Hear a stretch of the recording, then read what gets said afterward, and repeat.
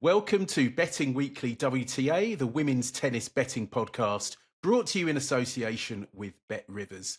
I'm Rory Jiwani, and with me as ever is Nigel Seeley to look forward to this week's action. Before we get started, please like and subscribe on YouTube and follow us on your favourite social media outlet. The handle is at Because We Win.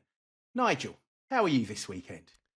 I'm okay, Rory. I'm okay. A bit fresh from going to Montpellier for the tennis, the ATP Tour. I went over there, so and I had a mixed sort of week on the WTA. Made a couple of match bets that won quite good. The reading on the tournament that we had in Singapore didn't go to the way I expected, but and then we had a good run for Clara Towson, who just didn't perform yesterday. But it was one of those times, Rory, I was actually quite happy because I did better. Obviously, I don't want to lose money, and hopefully people did better. But from a negative perspective or from a positive perspective here, we did. It wouldn't have gone on the figures because we didn't have any odds. So I was quite happy about that. But other than that, no, it's been okay. Good week. Looking forward to this week. Actually, looking forward to this week a lot. Yeah, as you say, last week didn't really go to plan, but onwards and upwards. And some of the big names are back for the 500 in Abu Dhabi as the WTA Tour starts its Middle East swing. There's also a 250 indoors in Cluj, Romania. We'll start with Abu Dhabi, and this is just the fourth time it's been on the calendar. Arina Sabalenka won the first edition in 2021, beating Veronika Kudermetova in the final. Belinda Bencic defeated Lyudmila Samsonova in the 2023 final. And last year, Jelena Rybakina swept past Daria Kasatkina for her second title of 2024. She'd go on to win one more in Stuttgart, hasn't won one since. Rybakina's the top seed this year. Early exit, well, sort of exit in Melbourne after an injury. She did lose to the eventual champion, Madison Keys. Looking at conditions, weather's quite pleasant, mid-20s Celsius. So that's high 70s Fahrenheit. Could be quite windy next couple of days, but looks perfect for the rest of the week. Last year, this played very quick. Among hard courts on the tour, only Brisbane and Monterey had a higher service hole percentage. Abu Dhabi's was 70.3. It was 72.8 the year before. This does look one for the bigger hitters and servers, doesn't it, Nigel? Yeah, it certainly does. And if we look at the draw, obviously the draw is dominated at the top half of the draw by Jelena Rybakina, the number one seed, defending champion. She's a number one seed. She will get a bye through and to the second round. And then when she gets to the way it should go into seedings, if it goes to seedings, it'll be Rybakina, Ostapenko, Pliskova, and Samsonova. So in that top half of the draw, you would be looking at Rybakina, and you'd be looking at the beaten finalist in 2023, which was Samsonova, if you look at big servers who will go on the conditions. But the bottom half of the draw is very, very questionable. And I think from a betting point of view, trying to find someone to come through that bottom half of the draw who has the power and has the game to win on this very quick surface is very, very hard to find. The weather conditions look perfect. It's going to be a lovely sunny week over in Abu Dhabi. I wish I was there, I must admit. But I think you do need big hitters. You do need to find someone who's fit. I think that's an obvious thing to say, but Jelena Rybakina obviously coming here with a back problem only 2 weeks ago, and the Australian Open forced her out of that. So it's quite hard though to find many people who tick every box in this tournament. It's quite difficult. It gets a bit, the weather is perfect. It's not too hot. It's about 22 degrees through, and then Thursday and Friday next week gets hotter, but more overcast. But it's perfect conditions for weather, so that will suit the players. Obviously, the conditions are quick.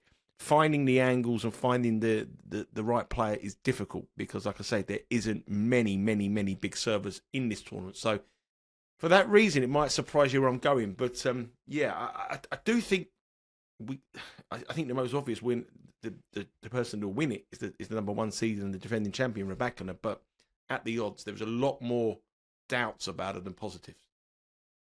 Yeah, we can have a look at the odds, and Jelena Rybakina plus 150 to retain her title, which looks awfully short given her prep. We know she's also split with Goran Ivanisevic. She's back with her former coach, Stefano Vukov, who I think still suspended by the WTA, so she might not have much on-court assistant, and she had that injury at the Australian Open. Paula Badosa plus 500. She's the number 2 seed. Daria Kasatkina, runner-up last year, $10. Belinda Bencic, $11, former winner of the tournament. Ons Jabeur, $14. She faces Yulia Putintseva in the first round. Sorry, beg your pardon. She's against Ostapenko in the first round, Jabeur. Yulia Putintseva is also $14. Marketa Vondrousova, back from injury, $16. Linda Noskova, $18. Leylah Fernandez, $20s. Yelena Ostapenko, $22. The same price as Ludmila Samsonova, former finalist. Anastasia Pavlyuchenkova's $25. Same as Aisling Kruger and Emma Raducanu. Ekaterina Alexandrova, she's in the final today in Linz against Diana Yastremska. She's $28. And Polina Kudermetova, $33. Yeah, I mean, big gap between the top 2 and the rest. Badosa played very well in Melbourne, reached the semi-finals. Pavlyuchenkova reached the quarterfinals and gave Arina Sabalenka a bit of a scare there. I mean, looking at the quarters a bit more in depth, we say Rybakina Ostapenko in the quarterfinals, although, as I said, Ostapenko plays Ons Jabeur first up. Putintseva, probably too quick for her. Then that's the same quarter as Bencic and Samsonova, and we know about Samsonova, very good server. She's a former finalist. Third quarter, Leylah Fernandez up against Alexandrova first up. Caroline Garcia is a wild card. And in the bottom quarter, and Daria Kasatkina is in the third quarter as well. In the bottom quarter, Linda Noskova could face Badosa if she beats Magdalena Freck first up. That's no gimme. And as mentioned, Pavlyuchenkova, she's also in that bottom quarter. I mean, Rybakina's no price. We're probably looking at the bottom half here. Who do you reckon, Nigel? Well, firstly, I apologise. I've got a very, very bad cold. I'm streaming with my cold. Not you as well. Yeah, I'm not feeling so good. But anyway, let's have a look. Yeah, Rybakina, as I said, is the most likely winner, about plus 150. Yeah, there's absolutely no value in her whatsoever. She's got a bye in the first round, then she'll play a qualifier. But some of the qualifiers are quite tough, and we'll see some of the qualifiers. But she should have enough through to that. I would fancy her against Jabeur or Ostapenko on this surface. I think she could blow. I think Jabeur will beat Ostapenko, and I think she'll meet Jabeur. And I just got a feeling she could beat Jabeur quite convincingly. Then she's through to the quarterfinals, and I don't think there's much in Q2 that's going to be. So I think Rybakina is the obvious play at plus 150, but it's a very, very short price. And I've said in these kind of things before, when you get short priced favourites to win tournaments, you're better off to bet them individual matches rather than to win the tournament, because your return will probably be better. Q2 is difficult. I mean, you've got Samsonova against Bencic, which is probably the way that's going to go. But Samsonova's got a very tough opener against Paulina Kudermetova. I know she didn't have a good week last week, but she has had a great season. That's not going to be easy. Bencic is probably a fade for me. I know she has won this tournament before, but I think she's played a lot of tennis on her comeback, did well at the Australian Open, and I just got a feeling that she might be a fade this week in what looks a difficult quarter. So I think that's really hard to find who's going to come through to play Rybakina. And whoever Rybakina plays, you would expect Rybakina to win it. So I don't really see many problems for Rybakina to come through that top half of the draw. The only problem is herself, her body, and the question about her fitness. And that is why at plus 150, I wouldn't be betting her, because I'd rather take a fully fit Rybakina to win this tournament at maybe plus 120 rather than question marks about her back injury after what we saw at the latter stages of the Australian Open. So you've got to be concentrating on the bottom half of the draw. But the problem in this bottom half of the draw, there isn't many big servers. I mean, Badosa has got the game to go deep here, but 5-1. I mean, I couldn't bet her at 5-1. Alexandrova has the weapons in that bottom half of the draw to go strong, but she's in the final this week. She's then got to come across a 7-hour flight, maybe, to come to Abu Dhabi. And she's got a very, very difficult opponent in Leylah Fernandez in round one. And I don't really want to bet players the following week when they're in the final, especially if there's a long travel to come in. It wouldn't surprise me if she has a long final, she might pull out. So that's a difficult match to start with. Garcia's in no form whatsoever. Sun is in no form whatsoever. Pavlyuchenkova is an interesting one. I think at the price 25-1, she could be of interest. But again, I would expect her route to be fairly comfortable to at least the quarterfinals. And the other one is the other Russian, Daria Kazatkina, who you would have thought had no chance on this surface, but she's got to the final last year, and she's done all right this year. Kazatkina. I'm looking at her form. Her form at the start of the year isn't that bad at all. I mean, she's got to the round of 16 of the Australian Open where she played a long match, a real long match against Navarro, and that was an epic match. She beat Putnetsaeva in that tournament, and then in Adelaide she got beat by Madison Keys, and she also got beat by Kudermetova in Brisbane, who went on to win the tournament. So she's done all right. She's only lost to players that you would have expected her to lose, and I just got a feeling that at 10-1, she would probably be my bet here each way. I know the court conditions aren't absolutely ideal for her, but she's got a lot of points to defend because she got to the final last year. The draw has been relatively kind. I think that Q3 is the weakest. Well, I think, Q2 and Q3 are the weakest part of the draw. She's in the opposite half to Rybakina, and she's double the price of Paula Badosa at 5-1. And if they met in the semi-finals, the conditions would suit Badosa, but it's a 3-3 head-to-head between the two of them. And Kazatkina did win their last match, albeit that Badosa retired. But I don't think Badosa's got a very easy route. I mean, Noskova in round 2 is a very, very difficult match. Pavlyuchenkova is a very, very difficult match. And then she runs into Kazatkina before she even gets to Rybakina. So if you multiplied her odds in all those matches, I'm convinced it'll be bigger than 5-1. And at double the price of Rybakina, Kazatkina is where I'm going to go here. Very small though. I'm only going to have a half a point each way because I think I'm worried about the conditions. The other one that would be very close, the other one that was very, very close was Pavlyuchenkova at 25-1. She's in that fourth quarter where we can get Badosa beat. But I think at the prices, Rybakina is the likely winner, but far too short at plus 150. And Badosa at 5, plus 250 to make the final, just looks ridiculously short. So I'm trying to find some each way alternatives to get to the final. And Kazatkina is my main pick with my sort of second lean for Pavlyuchenkova. Yeah, Pavlyuchenkova was the one I liked. I think she doesn't have a great head-to-head against Badosa. That would be my concern if they met in the quarterfinals. Badosa's won both previous meetings, including at Washington last year, which Badosa beg your pardon, she won in Cincinnati. I think she reached the final there in Cincinnati, if memory serves. But yeah, Badosa won fairly comfortably and at the Australian Open last year. I think that price differential's too big, though. Pavlyuchenkova 25s and Badosa 5s. So I'm going to have a half point on Pavlyuchenkova. But as you say, the third quarter is weak. And I'm going to have a little dart. It's going to be another half point on Ashlyn Kruger. She would face, if she gets past a qualifier in round 1, she would face Kazatkina in round 2. And Kruger, I saw her in Madrid last year, and she's tall, she's got a big serve. She's won a tournament on grass, so she likes fast surfaces. And in that Q3, which is wide open, and as you say, Alexandrova, potentially, long final today, long flight from Linz to get there. I think Kruger could be something of a surprise package in that third quarter. I'd fancy her chances against Kazatkina in the likely conditions. And then, hopefully she can progress. And then, ideally for me, it would be Pavlyuchenkova and Kruger in the semi-finals. Then I'd be guaranteed a winner.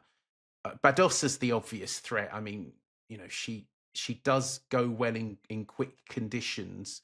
But she's just too short at $5. I think it's worth taking her on.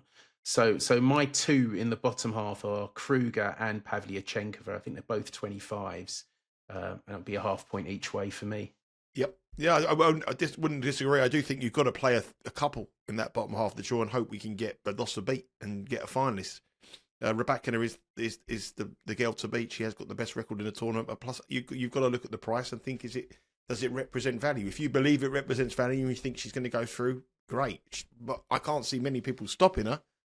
But like I say, there is this worry about her coach, and there is a worry about her back injury, which was really, really a hindrance. And you're only talking 10 days ago that, so it's a quick turnaround, and she's got to have everything going for her to go through. And she is a girl that has big injury problems, not only with her back, with her all levels of her body, and also in terms she gets a lot of sickness as well. So yeah, I plus 150, I just don't like the price. So there we go. That's what we think of Abu Dhabi, the 500. We'll move on to Romania, tournament in Cluj, the Transylvania Open. Always plenty of home interest in this one. Something to get your teeth into, this one. Way. Well, it's funny. There's one of the local players. It's Jacqueline Christian. She often turns up wearing a Dracula-style cloak. Makes her entrance. But yeah, there's always a lot of home interest. Simona Halep is making her seasonal debut. Like Abu Dhabi, this tournament was also first held in 2021, but it was in October for the first 3 editions, and then it switched to February last year. In the 2021 final, Halep got to the final, but she went down in the final to Annette Kontaveit, who she was so good indoors. She's a great source of profit indoors back in the day. That was the 2021 final. In 2022, Anna Blinkova defeated Jasmine Paolini in the final. In 2023, Tamara Korpach beat Elena Gabriela Rusa. Korpach, I think that's her only WTA Tour victory. And last year, Karolina Pliskova, who was unseeded, she beat Anna Bogdan for her 17th career tour title. Obviously, we had a big server in Pliskova winning last year. Korpach the year before definitely isn't a big server. So it's a real mix of players who have won this. The service hold percentage last year was 63.6, so not quick. It was actually 56.3 the year before. So even though it's indoors, sometimes it just doesn't play quickly at all. This is a straight 32-woman draw. There's no buys in this one. If it goes according to the seedings, top seed Anastasia Potapova will face Jacqueline Christian. 4th seed Angelina Kalinina will meet Jessica Buzas-Monero, who's seeded 6. Bottom half, Elisabetta Cocciaretta, she's seeded 7. She'll face 3rd seed Peyton Stearns. And 5th seed Katerina Siniakova will play 2nd seed Olga Danilovic. I've gone through the names there. There are no stars in this. Obviously, Halep not seeded. No real advantage, it would seem, for the big hitters. How are you going to attack this one, Nigel? Well, my strategy here is to go with the home players, the Romanian players. We had a finalist. We've had 2 finalists from Romania in the last 2 years. Bogdan, obviously, last year, and Bogdan has got a good record in this tournament. So I think the home players here, I mean, I was at an ATP 250 event last week, and it wasn't the best ATP Tour 250 event. And literally there's no one there apart from you get to the semi-finals and the finals. And I don't think anyone's going to be there in attendance at this 250 in Transylvania. I mean, I think, there'd be courts empty. So I do think the home players have a huge advantage when their supporters go in there. And you see the amount of Romanian players in this tournament. So my strategy here is to go for home players at decent prices. I do think that the bottom half of the draw is a lot weaker than the top half of the draw. I think Potapova is probably the best player in the tournament, but I think she's hard to beat. But there's some dangerous opponents in that top half of the draw. You've got Blinkova, you've got Sorana Kirsty as well, who's a proven player at this level. Golubic as well, we touched on the Australian Open, who's been in great form. So I think the bottom half is a weaker section. The unknown quantity is Halep. Obviously, she's going to get lots and lots of support. But what I've seen from her, she's nowhere near the player that she was winning majors years back. She's a shadow of her former self. So my strategy here is to go with homegrown players, and I'm going to go with 2 homegrown players in each half of the draw at fairly nice prices, and hope that we can get them through. You laughing? Are you on the same wavelength? 4 picks, Nigel. Well, have you got 2 different? Well, you got 2 different ones. I suspect one of ours will coincide, but maybe Okay. 2 will. Maybe. Right. So my first Potapova is the favourite. I've watched many times where she can look an absolute world beater, and then all of a sudden she can't win a game. She can't hold a serve. She's too erratic, too flaky. On her day, she's brilliant, but she has too many off days. So I really don't like that. Peyton Stearns has played an awful lot of tennis in a very, very short period of time. travelling here, there, and everywhere. And I'm not really, I don't really like her chances at the price. So in the top half of the draw, I'm going for Jacqueline Christian at 16 to 1. She now is the number one player in Romania. She's overtaken for the first time. She's the number one player. She's moved up 21 points in the rankings since she started this year, mainly due to her run to the third round of the Australian Open. She got beat by Madison Keys in Auckland. She had a good run in the Australian Open. She lost a very, very close match against Lai, the German youngster who's very talented. And, she was a big underdog in that match and she played exceptionally well. I'm not quite sure whether hard court is a surface. I think she's more of a clay court player, but I'm taking a chance that the conditions might be a little bit slower than, I think they're going to be a lot slower than obviously Abu Dhabi, but I think they're going to be on the slow side rather than the quick side. And I think with the way she's playing, the fact that she's the number one Romanian, she's got a lot to prove in front of her home support. She's going to be very, very heavily supported. And I think she's been around a long time. She's 26 years of age. She's a player that's been around a long time, but this is the first time that she carries the hopes of a nation. She's been playing in the behind Haleps and Kirstir and Begus, and now she's the number one player. So I think Christiane at 16 to 1 is my bet in the top half. And in the bottom half, I'm going to go for an unseeded player, and I'm going to go for Anna Bogdan, also at 16 to 1. Anna Bogdan has a very, very good record in this tournament. She doesn't live too far away from Transylvania. She lives in a city about an hour's drive away. So she's going to have a huge amount of support. She's always played well in this tournament, which is her home tournament. She got to the semi-finals last year, the quarterfinals the year before. She opens up against Jodie Burridge, the Brit, which is a tough match, but I think she'll get through that. Then she'll play Begu or Cocciaretta. I think she can beat both of those players. And I think the draw could open up for her. I want to fade Peyton Stearns at the odds. I want to fade Danilovic at the odds. And I think with the home support, I'm going to take a chance on two Romanian players. So Bogdan would be my second play, given her record in this tournament and how well she's played over the years. And then the top half, Christina also at 16 to 1. So I'm playing two Romanians there to go deep. Bogdan, brilliant record in this tournament. She hasn't played much this year. She got beat by Potapova actually in Brisbane, where she pulled out injured, which was she retired because of the heat. Yeah, I've got a similar strategy, although Jacqueline Christian, you said she got beaten by Evelise in Australia. They also met in Cluj in October 2023 when I backed Christian for the title, and Christian had match point in the second set. I think she was 5-2 up in the second set and had match point and somehow managed to lose. And that was probably my worst beat of 2023, was Christian losing to Evelise. For me, I totally agree on Bogdan in the bottom half. I think against Burridge first up, Burridge would prefer quicker conditions for one. So I'd quite like Bogdan there.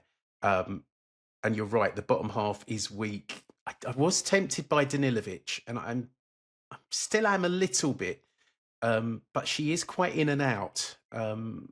She's got a big serve.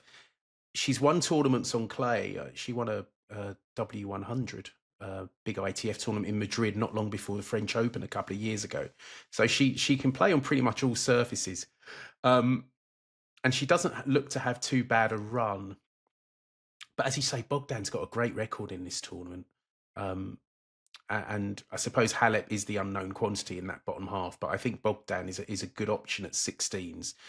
In the top half, I'm going to go for another Romanian, Elena Gabriela Rusa, who was the finalist 2 years ago. And she gave Madison Keys an almighty scare in Melbourne. If a couple of things had gone her way, she'd have won that match. She had a couple of really unlucky net cords at pivotal moments in that match, and she just couldn't quite get it done. Obviously, Keys went on to win the tournament. She doesn't have an easy opener against Angelina Kalinina, who's not been playing badly recently. But Rusa, as you say, home advantage could be really big here. They as you say, they've got a good record in this tournament. So what are we going to do? So you're going to have half a point on Yeah, I'm each going of to have those, half of and I'll have half a point on Rusa. So we'll have 3 bets, and that will cover us. But I think it's, some of these 250s, they don't take a lot of winning. And Potapova, she was playing well this week against, I think she was playing Mukova in Linz.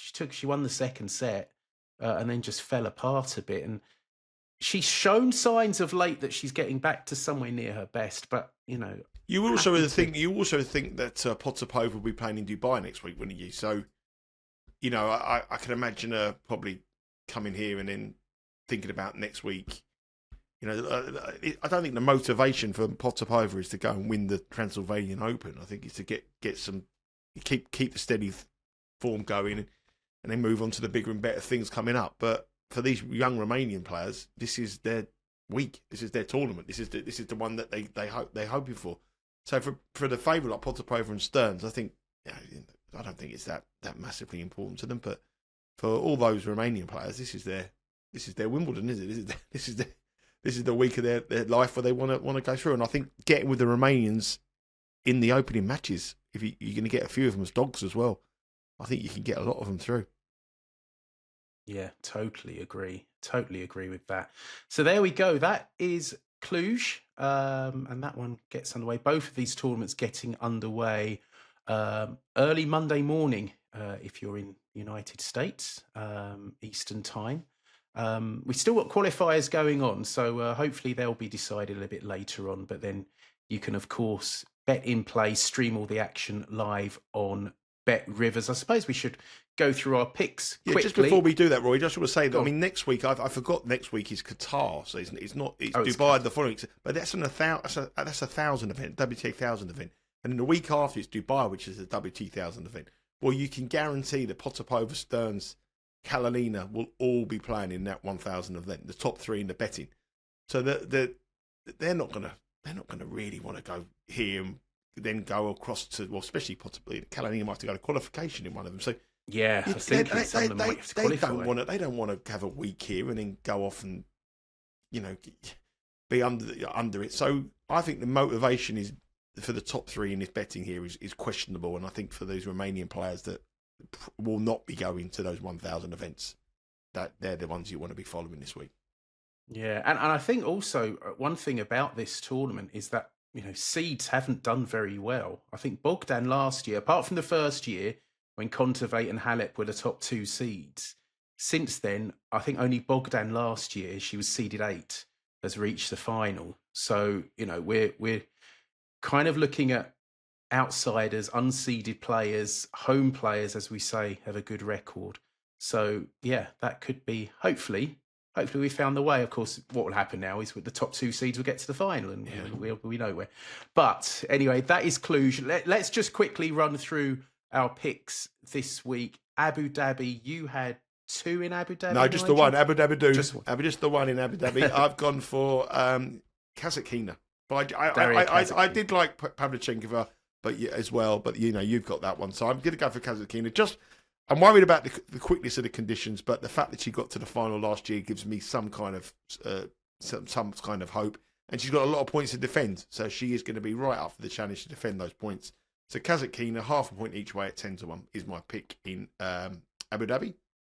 Yeah, and my 2 were Anastasia Pavlyuchenkova and Aisling Kruger, both $25, both half a point each way. And in Cluj, Nigel and I agreed on Anna Bogdan at $16. We'll have a half a point each way on her. And Nigel, you went for Jacqueline Christian at $16, half a point each way. So we're going to have we're going to have a point each round, Bogdan. If we're both having a half, so are we going to go 1 point each round? I think we should. If we both agree on it, we should. Oh, when we agree, it normally doesn't go very well, Nigel. Come on, it's only week number 3. Okay, point each way on Bogdan, half each, and half each way on Jacqueline Christian. I don't think that the bettors should be having a point each way. I think for the sake of this show, if we both agree, we're having 1 point each way. But collectively, we think it's a half unit point, so it should go as a 1 unit pick. So, but if you're watching the show, I would stick with a half. But for these points for the show, we'll have to go 1 point. The profit and loss will go a full point on Anna Bogdan. You've gone for Christian at 16. Yep. I've gone for Elena Gabriela Rusa half a point each way at $18. That's it for Betting Weekly WTA. Hope you enjoy it. Good luck with all your picks. And Nigel, of course, we got the ATP to look forward to. Yeah, I'm just about to do a show with Sean, doing the game bet match, the tournament this week over in America and in Rotterdam, the 500 in Rotterdam in the Netherlands. And I'll be there from Tuesday. I'm going to Rotterdam on Tuesday.